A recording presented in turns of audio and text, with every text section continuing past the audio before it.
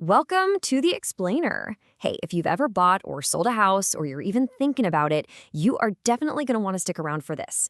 We are breaking down two massive court rulings that could completely reshape how real estate agents do their jobs and, more importantly, how they get paid.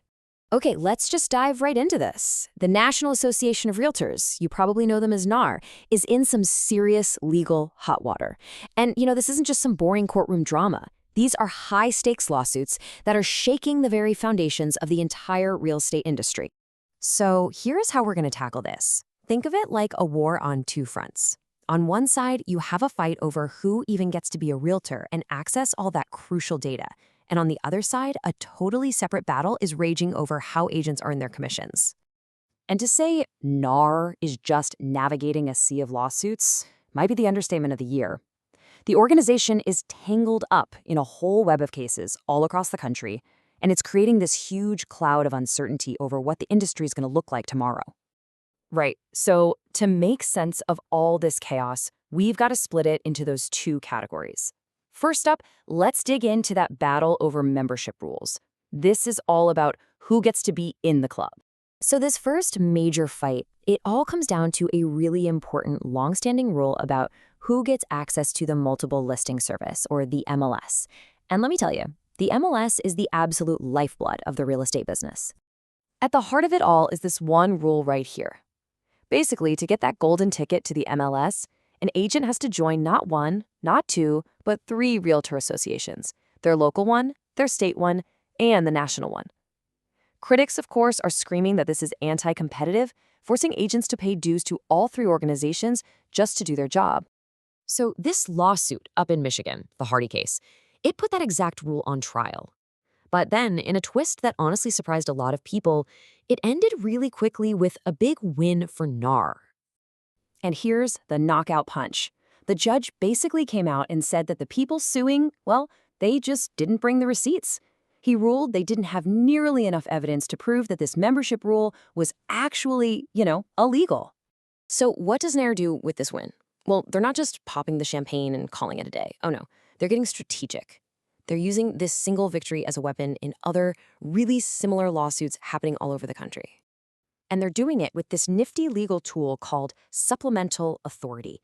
It's pretty much a way for their lawyers to walk into another courtroom and say, hey, Your Honor, just so you know, a judge over in Michigan looked at this same exact issue, and he sided with us. You should probably take a look at that.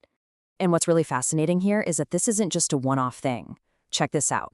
NAR is actively taking this Hardy dismissal on the road, filing it in cases from California to Texas to Georgia. They're hoping to create a domino effect and just shut these other challenges down. Okay, so that's front number one. Now let's switch gears and talk about that second front, the super controversial world of homebuyer agent commissions. And let me tell you, this story is way more complicated and the strategy is totally different. This isn't about winning outright. It's about messy, complicated settlements. Take a look at this case in Pennsylvania. It really shows you just how tangled this gets. Here, the plaintiffs actually tried to stop a settlement with a brokerage called Hanna Holdings. They accused Hanna of playing games, of running a reverse auction to find the absolute cheapest bargain basement price to get out of the lawsuit. But Hanna's defense was pretty sharp. They fired back, pointing out that their payment, a hefty $8.25 million, was actually more than what a formula in another related settlement said they needed to pay. And this is where it gets really interesting. The judge let the settlement go forward, but, and this is a huge but, she denied the motion without prejudice. That's a key legal phrase. It's like the judge said, okay, I'll allow this for now, but I'm not slamming the door shut. You guys can come back and try again. All of this is happening while other huge real estate companies are also choosing to settle, trying to find a way out of these incredibly expensive legal fights.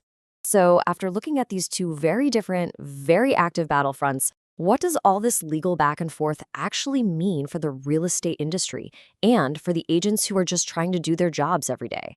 All right, let's boil all this legal jargon down. When you look at everything we've just talked about, there are really two huge takeaways you should walk away with from what's happening on both the membership and the commission fronts. So here's the bottom line. On one hand, NAR's core membership structure, the one that requires agents to join at the local, state, and national levels, that seems a whole lot safer now, thanks to that big win in the Hardy case. But on the other hand, the fights over how agents get paid commissions, they are far from over. Those battles are being fought one messy, challenge settlement at a time. And that really leaves us with one final big question to chew on. Are we watching the beginning of the end of all this legal chaos for the real estate industry? Or is this just the end of the beginning? The quiet intermission before the next, even more dramatic act begins?